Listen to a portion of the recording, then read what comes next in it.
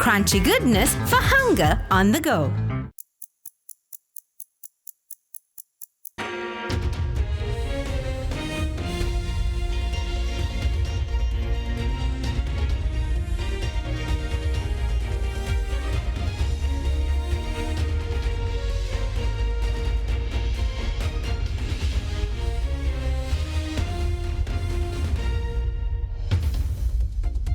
Tonight, on First at 9 this Thursday, the 30th of January 2025.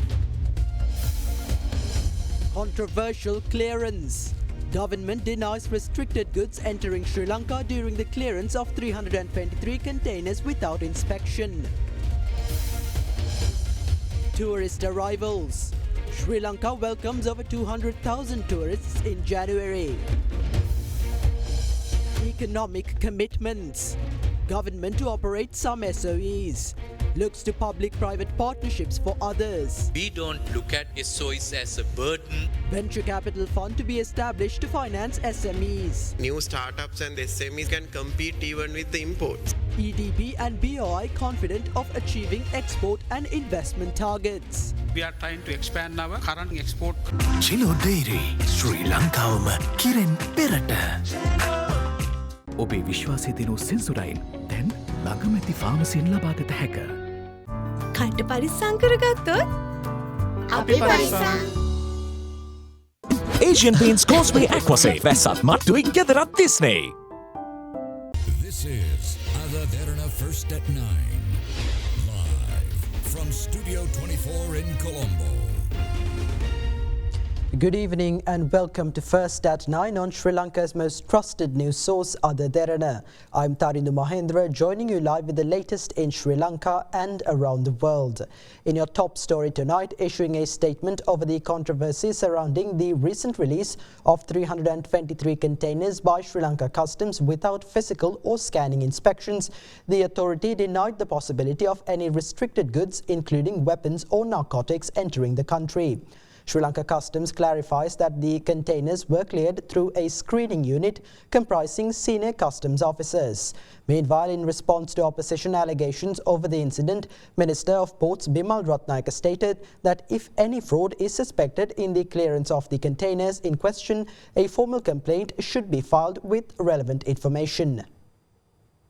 The release of 323 containers at the Colombo port without undergoing a screening process or physical inspection has prompted controversy. Deputy Minister of Ports Janita Kodituaku later acknowledged that government accepts responsibility for the release of these containers. However, the decision to release the containers came under heavy criticism from representatives of several political parties. Meanwhile, Sri Lanka Customs clarified in an official statement yesterday that a system has been in place since 2020, allowing the clearance of containers without physical inspection or scan. Additionally, Customs noted that approximately 60% of containers are cleared daily without physical inspection. Given the ongoing delay in container clearance, Sri Lanka Customs added that select containers are released by its screening unit, comprising experienced senior customs officers, without a physical check. This methodology has been approved by the senior management of Sri Lanka Customs and has been implemented under specific criteria since July 18th of 2024 under supervision of the Director General of Customs. Accordingly, Customs noted that in line with the President's directive during a committee meeting on the 12th of January to expedite the container clearance process, the 323 containers in question were released on the 18th of January in keeping with the relevant guidelines. Customs stated a report was presented to Parliament on the 22nd of January by Minister of Labour and Deputy Minister of Economic Development Professor Anil Jayanta. Recent reports as well as the opposition alleged that the cargo among the containers in question were designated to Expo Lanka Holdings. Sri Lanka Customs meanwhile confirmed that none of the released containers belong to Expo Lanka. It also assured that there is no possibility of restricted goods such as weapons, gold or drugs entering the country through this process. Meanwhile, Expo Lanka Holdings denied any involvement in the alleged release of containers without customs inspection. Issuing a statement, Expo Lanka clarified that it operates solely as a freight and logistics service provider and not as an importer. Expo Lanka founder and Western Province Governor Hanif Yusuf lodged a complaint with the Criminal Investigation Department for defamation. On the day the decision was taken to clear the 323 containers without inspection, there were 2,900 containers to be cleared that morning. The container cargo comprised industrial goods such as textile, chemical products, plastic pallets and vehicle spare parts categorized under low-risk goods. A special committee has been appointed to probe the incident.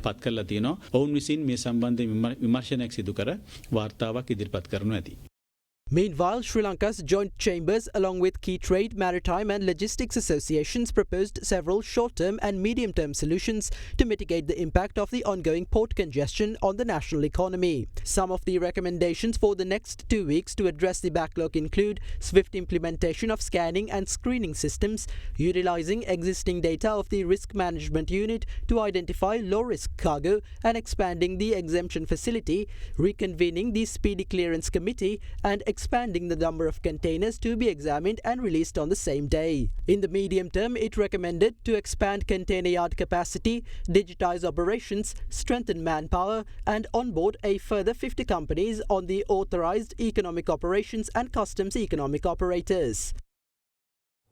Secretary of Defence Air Vice Marshal Sampath Toyakonta says the number of Tri-Forces personnel deployed for this year's Independence Day celebrations has been reduced by 40% compared to last year.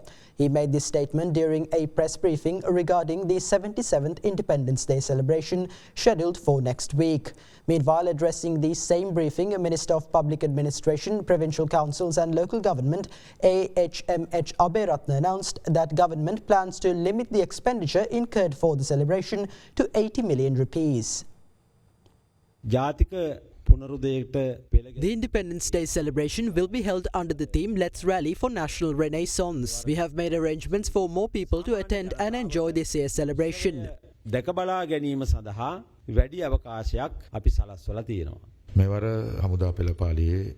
This year's military parade will comprise 1,873 personnel, a reduction of 1,511 compared to last year. Only 3 aircraft from the Air Force will participate in the celebration, down from 19 last year. Armoured vehicles from the 3 armed forces will not be included in this year's Independence Day celebrations.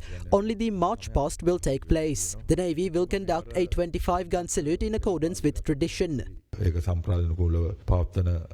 This time that your ministry, how much amount of money allocated for this Independent Day? We have 80 million allocation. We hope to do everything within that limit. This is our expenditure from the ministry. Other departments have their separate budgets. Union Assurance. Welcome to Cinnamon Life, South Asia's biggest entertainment hub, where awe awaits.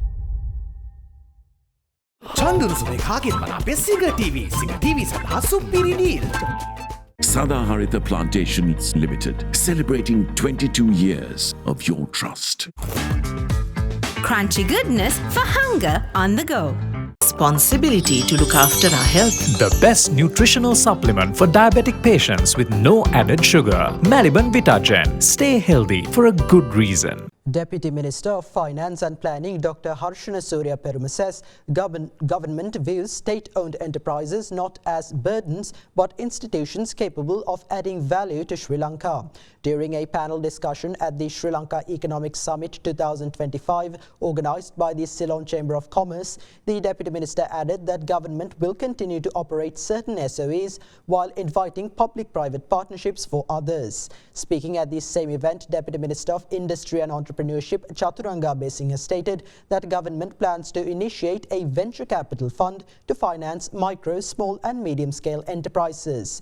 Meanwhile, the chairpersons of the Export Development Board and the Board of Investment expressed confidence in achieving Sri Lanka's export and investment targets respectively.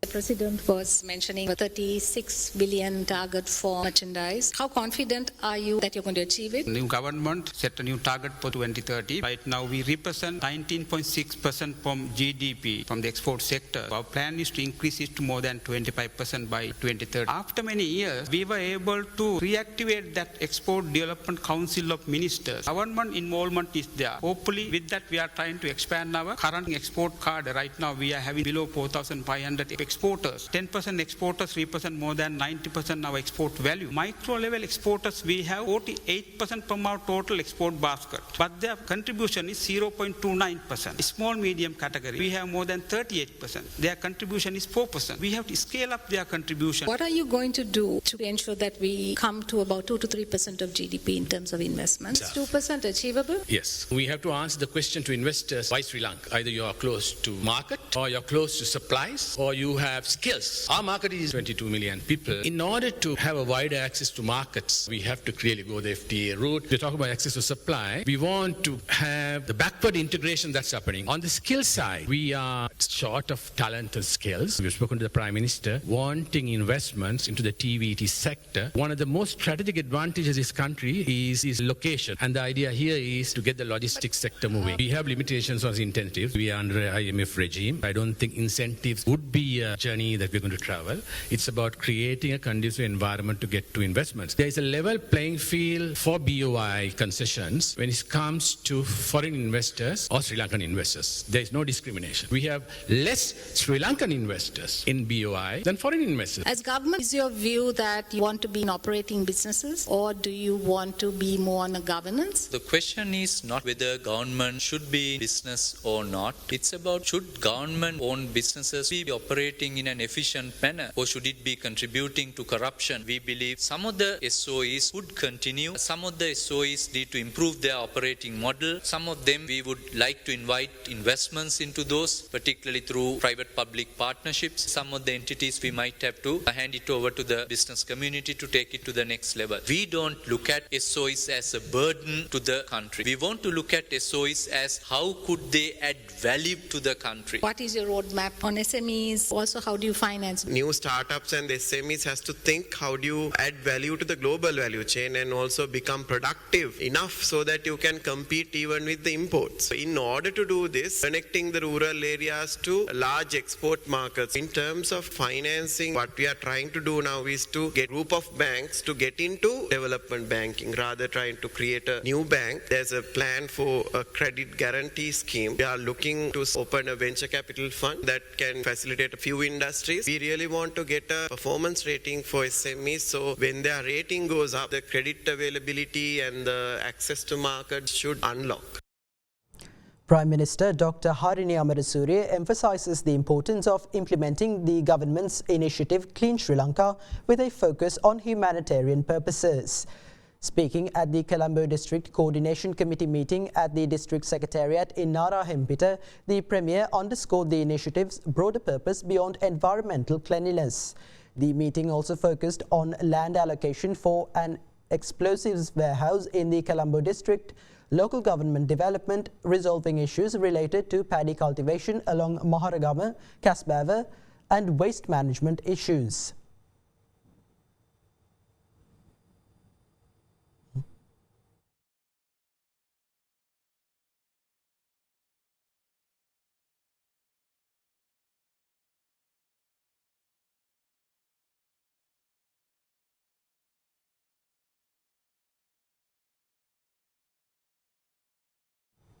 Former Secretary to the Ministry of Public Administration Priyantha Mayadunne was arrested earlier today by the Criminal Investigation Department over alleged financial misappropriation and was later granted bail by the Fort Magistrates Court. The CID had arrested him in connection with investigations related to spending 183 million rupees from state funds for an event held in Kurunegala in 2011 to mark International Cooperative Day. According to police media spokesperson SSP Buddhika Manatunga, the CID submitted extracts of its investigations to the Attorney General, who then determined that there was sufficient evidence to file charges against the suspect. Priyantha Mayadunne was arrested by CID officers and produced before the Fort Magistrates Court. He was ordered to be released on a personal bail of 200,000 rupees.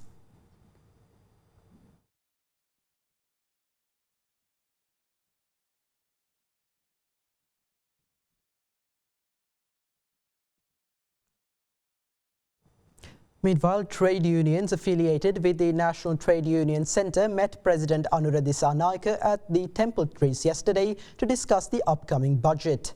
Government's economic policies and the proposed relief program for government employees via Budget 2025 were taken up for discussion. During the meeting, trade union representatives proposed an increment to state sector basic salaries instead of focusing on offering relief via the budget.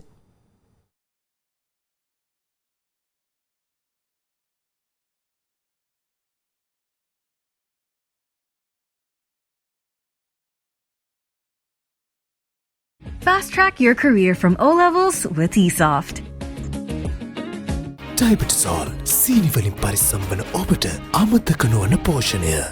Prime Group ලංකාවේ ප්‍රථම වතාවට හඳුන්වා දෙන land leasing ලේසියෙන් මීටමක්. Single 1111 up to 60% off from the 11th November to the 17th of November. Kalani wire කිසි ගින්නක් නැහැ. කිසි ගින්නක් නැහැ. Kalani Fire Shield Wire.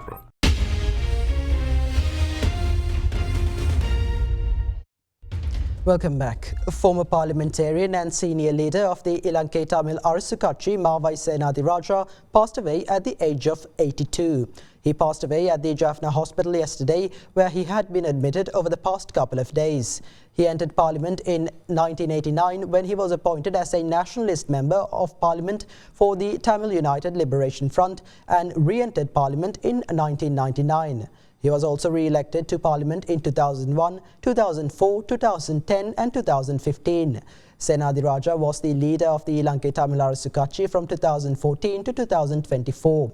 He was General Secretary of ITAC before being elected leader in September 2014.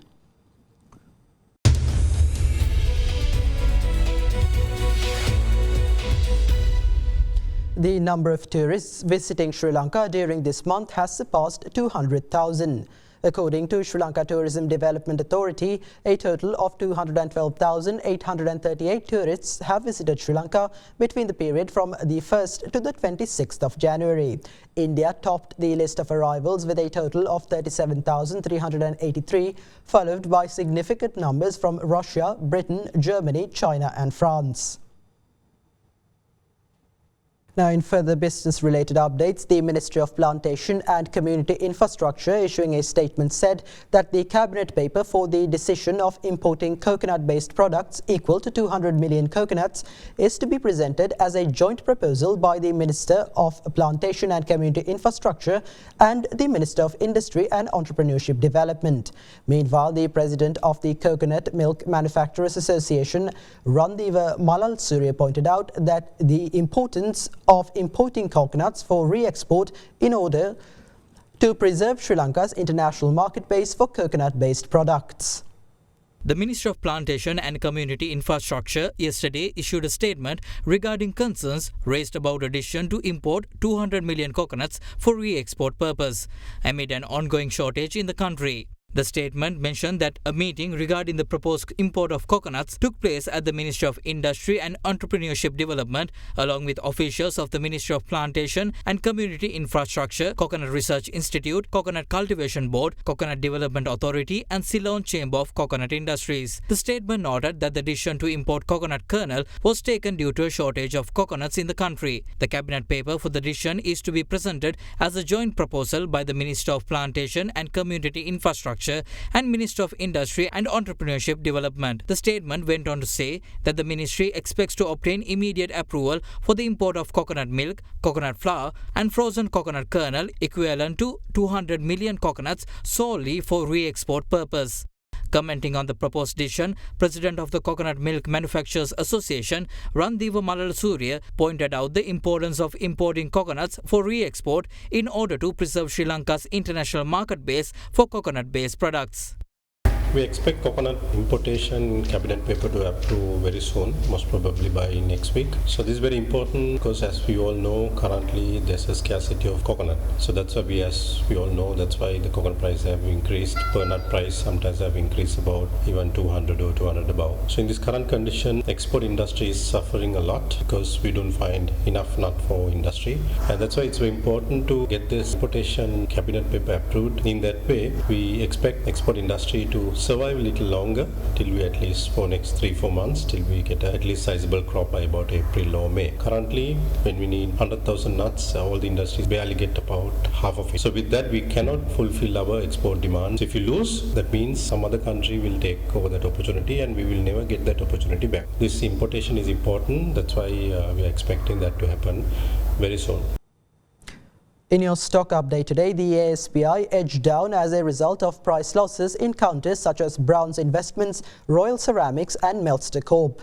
Today's turnover crossed 7.3 billion rupees. The capital goods sector was the top contributor to market turnover due to John Keells Holdings, Axis Engineering and Sierra Cables. The S&P SL20 edged up with high net worth and institutional investor participation noted in John Keells Holdings, Axis Engineering and Ceylon Bank non-voting. Mixed interest was observed in SoftLogic Capital, Brown's Investments and Sierra Cable, whilst retail investor participation was noted in Renuka Agri-Foods, Agstar and LVL Energy Fund. Furthermore, foreigners remained active, closing as net sellers of 2.2 billion rupees.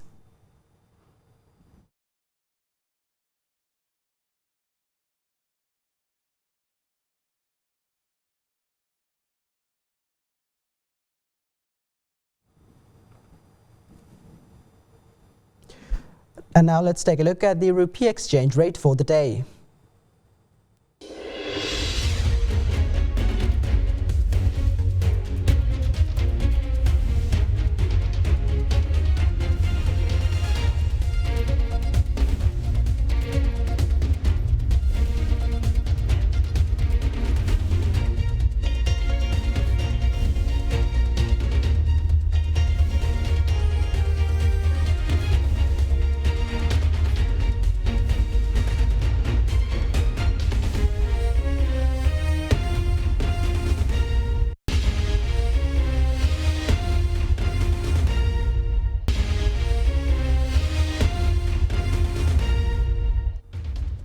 Welcome back. Now in further local updates, the air quality index across Sri Lanka returned to normal levels today after AQI levels exceeded 150 in several areas over the past 2 days. Spokesperson for the Central Environmental Authority, Dr. Ajit Gunawardena, confirmed that no location reported levels above 150 today. With that, let's take a look at more news in brief. The Central Environment Authority stated that the drop in air quality levels in Colombo was caused by turbulent air waves intensifying between the months of October and February. In the past 2 days, AQI levels exceeded 150 in several areas. However, reports show that the values have now dropped. Dr. Gunawardena confirmed that no location reported AQI levels above 150 today. Areas such as Colombo, Galle, Mathura and Jaffna recorded values close to 100. Meanwhile, a landslide has occurred in the Hangurankita area due to continuous downpours last night, resulting in damages to a number of houses and vehicles. Also, due to the inclement weather, the Padiyapalalla Mahanuwara road was obstructed by weather-related damages, causing disruptions to vehicular traffic.